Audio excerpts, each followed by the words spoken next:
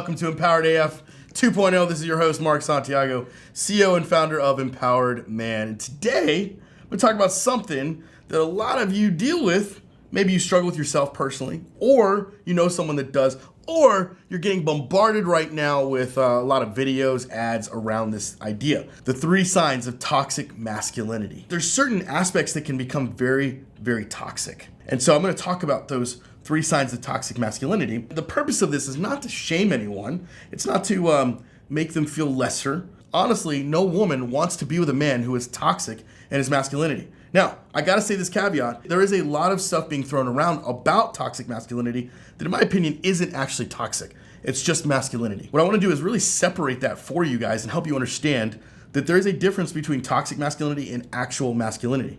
So I don't know if I have a definition for it, but if I were to look at masculinity, I would look at it as the soul of a man that represents strength and humility at the same time. Men desire to be powerful and strong. And so masculinity comes from that place of strength and the desire for power and the desire for all those things. But in my opinion, again, it's opinion, right? We all have opinions, they stink. Masculinity, when it's healthy, is actually humble and it wears a cloak of humility. And the reason I say that is because I truly believe that humility is true power. Anybody can say anything and talk shit and all these other things. To have humility is to have true power. One of my favorite examples of this, and whether you're religious or not, or you believe in Jesus or not, is the example of Jesus Christ on the cross. While he was being crucified, all these people said, oh, if you're the Son of God, come off the cross. And he was sad. He was sad because he knew that he could come off the cross, but he chose not to. That was humility. He also knew that he was convicted of something he didn't even do and didn't even say anything because he knew he had to die for that thing. Let's look at the toxic side of things. The toxic masculinity gets into this idea of that you are basically the shit. It comes with a condescending attitude. A condescending attitude that says, I am better than you. You are shit to me. For example, toxic masculinity will show up in a marriage like this. Wife comes to you, says, oh, I did this. And you're like, yeah, well, that's not good enough. Her things aren't as important to you. But you and playing golf, you and playing Call of Duty is so fucking important. That's the shit that makes her feel less than who she really is and who she's been created to be. The second thing is Lord versus leader. Any man can walk into a situation with kids and basically be like, hey, go do this. Pick this shit up. Stop acting like this. Blah, blah, blah, blah. You could do all these things and you could be the Lord of your manor, but you're not truly a leader. Leaders don't look to be served, they look to serve. And true masculinity is about serving, not just your wife, but your children, your community. And all these things, because the true power comes out of that. True power comes out of serving and humility. They're tied together. If you look at any major change in society, in culture, in the world, any transformation, it didn't come through lordship, it came through leadership.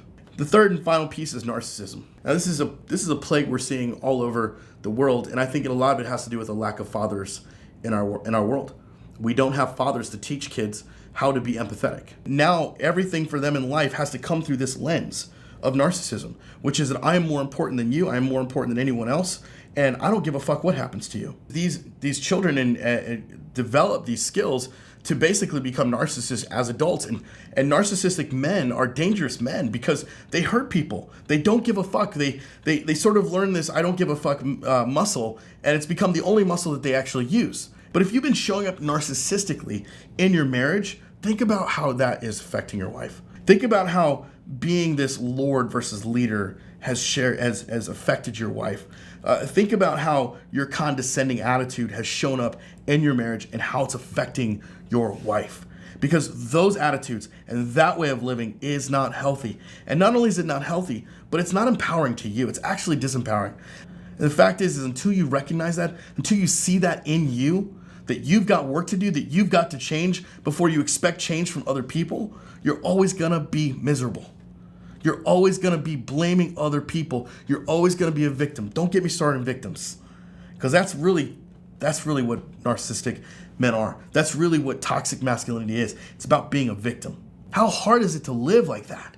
You're a slave to your wife. You're a slave to a way of thinking that is keeping you in a box, that is keeping you from living your fullest potential because you're afraid to break out of that. And until you recognize that, you are going to be miserable. I feel sorry for you.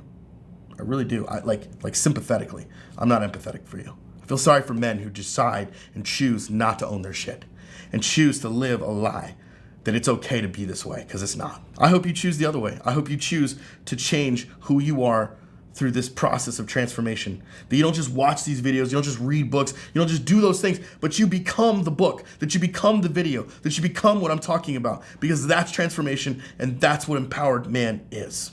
And if you choose to do that, I hope we can be by your side doing it.